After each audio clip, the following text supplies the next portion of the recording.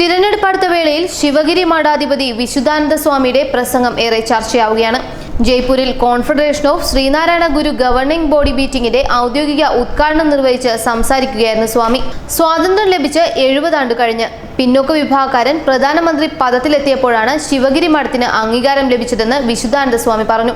ശ്രീനാരായണ ഗുരുവും മതേതരത്വത്തിനു വേണ്ടി നിലകൊണ്ടയാളാണെന്ന് സ്വയം പ്രഖ്യാപിത മതേതരക്കാർ ഇത്രകാലവും ഓർത്തില്ല.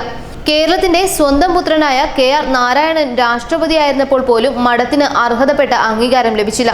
എന്നാൽ പിന്നോക്കക്കാരനായ പ്രധാനമന്ത്രിയും രാഷ്ട്രപതിയും അധികാരത്തിലെത്തിയതോടെയാണ് ശിവഗിരി മഠാധിപതിയെയും മഹാഗുരുവിനെയും ശിഷ്യഗണത്തെയും അംഗീകരിക്കാൻ തയ്യാറായത്. സ്വാമി പറയുന്നു, സ്വദേശി ദർശൻ പദ്ധതിയിൽ ഉൾപ്പെടുത്തി കേന്ദ്ര സർക്കാർ ശിവഗിരി മഠത്തിന് 70 കോടി രൂപ അനുവദിച്ചതിന് സ്വാമി നന്ദി അറിയിച്ചു.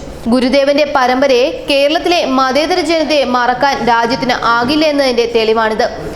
ഇത്രകാലം ഇവിടെയുണ്ടായിരുന്ന സർക്കാർ എന്തുകൊണ്ട് ഇക്കാര്യങ്ങൾ ചെയ്തില്ലെന്നും അദ്ദേഹം ചോദിച്ചു.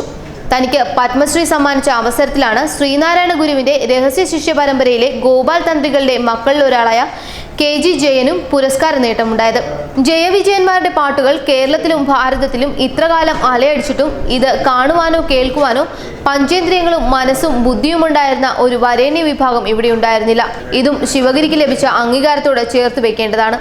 ഗുരുവിന്റെ രഹസ്യ ശിഷ്യ പരമ്പരയ്ക്കും ആധ്യാത്മിക ശിഷ്യ പരമ്പരയ്ക്കും ഒരേ സമയം ഈ അംഗീകാരം ലഭിച്ചതിലെ സന്തോഷം എടുത്തു പറയണം.